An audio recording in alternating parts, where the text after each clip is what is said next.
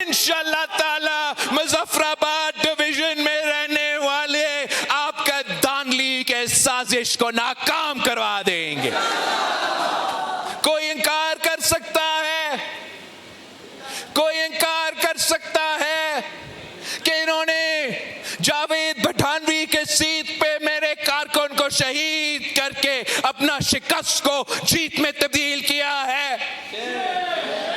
کوئی اس بات پہ انکار کر سکتا ہے؟ آپ سب جانتے ہو چودھری یاسین صاحب کو. نہیں آج سے نہیں، کب سے جانتے ہو چودھری یاسین صاحب کو. آپ کب سے جانتے ہو؟ کتنے الیکشنز لڑ کے آیا ہے. پچھلے الیکشن میں پہلی دفعہ میں نے چودھری یاسین صاحب سے کہا کہ ایک نہیں، اپنے 2 سیٹوں سے لڑنا ہے. ابائی سیٹ سے بھی لڑو اور جائے شہر والے سیٹ سے بھی لڑ کے آئے. اس نے کہا مجھے کہ پارٹی کا حکم میں مانتا ہوں، مگر حقیقت یہ ہے، گراؤنڈ حقیقت یہ ہے کہ اے جے کے کا حکومت نون لیگ کا ہے، وفاق میں حکومت عمران خان کے لیے عمران خان کا ہے. یہ میرے لیے مشکل ہوگا، لیکن پارٹی کا حکم ہے، میں پارٹی کا حکم قبول کرتا ہوں. اور اگر اس الیکشن میں جنرل فیض کے دور میں سلیکٹڈ راج میں چودھری یاسین صاحب دونوں سیٹیں نکالتے ہیں، اس کے باوجود کہ ان پہ گولیاں چلے، اس کے باوجود کہ ان کے بیٹوں کو جیل میں بند کیے گئے، 2 سیٹیں نکالے. اپنے ابائی گاؤں کا سیٹ نکالا، ابائی حلقہ نکالا، اور وہ شہر والا سیٹ، میرپور شہر کی سیٹ، کوٹلی شہر کی سیٹ جو ہم قائد عوام شہید ذوالفقار علی بھٹو کے دور میں جیتا تھا اور اس کے بعد کسی ایک الیکشن میں نہیں جیتے تھے. اس الیکشن میں، پچھلے الیکشن میں چودھری یاسین صاحب نے وہ شہر والے سیٹ کو کم مارجن میں سے صحیح، لیکن وہ سیٹ پہ نکال کے دیا تھا مجھے. اب میں یہ کیسے قبول کروں؟ میں یہ کیسے قبول کروں؟ میں کیسے قبول کروں کہ اس الیکشن میں وہی چودھری یاسین دونوں سیٹیں سے لڑ رہا ہے، ابائی سیٹ سے بھی، شہر والے سیٹ سے بھی. بوائیکاٹ کا ماحول ہے، بوائیکاٹ کا شور ہے. ایک طرف پی ٹی آئی کہہ رہے ہیں کہ نہیں بوائیکاٹ کرو، دوسری طرف یہ احتجاج کرنے والے کہہ رہے ہیں کہ بوائیکاٹ کرو. فضا ایسے کچھ ہے. مگر اس ماحول میں بھی چودھری یاسین صاحب وہ شہر والی سیٹ سے، بڑی لیڈ سے، پچھلے الیکشن سے بڑی لیڈ سے وہ سیٹ مجھے جیت کے دلوا دیتا ہے. پھر جو ابائی سیٹ ہے، وہ ابائی سیٹ میں آپ 30 پولنگ سٹیشنز کو قبضہ کریں، 30 پولنگ سٹیشنز پہ قبضہ کر پہ تھپے لگاتے ہو. اس کا میں ویڈیو پروف ثبوت، میں نے ویڈیو ثبوت دیا ہے اپنا سوشل میڈیا پہ، آج بھی دیکھ سکتے.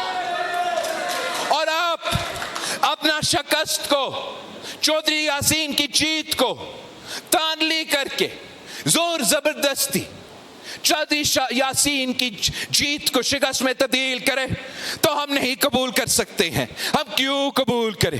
اور میں آپ کو بتانا چاہ رہا ہوں، میرے پاس وہ 30 پولنگ سٹیشنز کا ریزلٹس موجود ہے، اور جہاں باقی حلقہ میں 40 to 50% تو مشکل سے ٹرن آؤٹ ہو رہا ہے، وہ 30 پولنگ سٹیشنز پہ 90% ٹرن آؤٹ ہے. تو کیا یہ میں مانوں کہ باقی پورا کشمیر میں آپ کو ووٹ ڈالنے کے لیے کوئی تیار نہیں، باہر اتنا زور سے آنے کے لیے تیار نہیں، لیکن یہاں جہاں میرے پاس ویڈیو ثبوت ہے، جہاں آپ نے 30 پولنگ سٹیشنز کو قبضہ کیا ہے، وہ ہم رزلٹ قبول کرنے کے لیے تیار نہیں ہیں.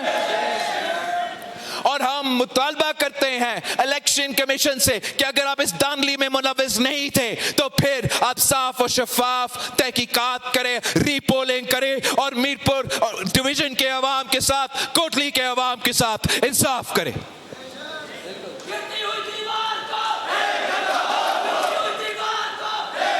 ویسے ہی آپ نے چودھری اخلاق کے ساتھ کیا کیا ہمارے سامنے ہے، ویسے ہی آپ نے بھیمبر میں کشمیر کا پرویز اشرف صاحب کے ساتھ جو کیا ہے مجھے معلوم ہے. میں اپنے کارکنوں کو بتانا چاہتا ہوں کہ ہر چوری شدہ سیٹ، ہر چوری شدہ ووٹ میں ان سے چھین کے آپ کو واپس دلا دوں گا. اس کا آپ فکر ہی نہ کریں. جہاں ہم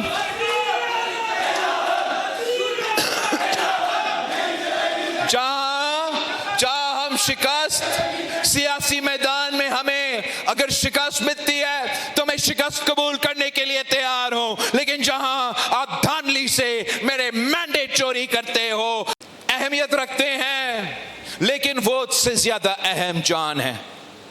اور جو اس وقت کشمیر کے اندر لوگ شہید ہو رہے ہیں، جو بحران پیدا ہوا ہے، اس کے لیے پاکستان پیپلز پارٹی کے پاس حل موجود ہے. میں نے پہلے سے تمام سٹیک ہولڈر سے کہا ہے کہ اگر احتجاج کرنے والے اور ریاست پاکستان پیپلز پارٹی کی تجویز ماننے کے لیے تیار ہے، اگر سچ اور مفاہمت کا کمیشن قائم کرنے کے لیے تیار ہے، تو پھر ہم یہ کمیشن قائم کرنے کے لیے ہم پاکستان پیپلز پارٹی پھر یہ کمیشن قائم کر سکتی ہے. اور ہم احتجاج والوں سے کہہ سکتے ہیں کہ جب تک یہ کمیشن اپنا رپورٹ مکمل نہیں کرتی تو اپنا احتجاج بند کرے.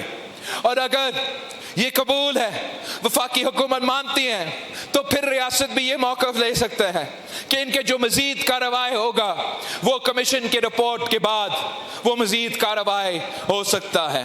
میں یہ مطالبہ حکومت سے تعلق رکھنے والوں کی طرف سے نہیں رکھ رہا ہوں، میں یہ مطالبہ احتجاج کرنے والوں کی طرف سے نہیں رکھ رہا ہوں. میں ہر وہ کشمیری کے طرف سے یہ مطالبہ رکھ رہا ہوں جو نہ حکومت سے تعلق رکھتے ہیں نہ احتجاج کرنے والوں سے تعلق رکھتے ہیں. وہ صرف اپنا زندگی جینا چاہتے ہیں، کاروبار کرنا چاہتے ہیں، روزگار کرنا چاہتے ہیں.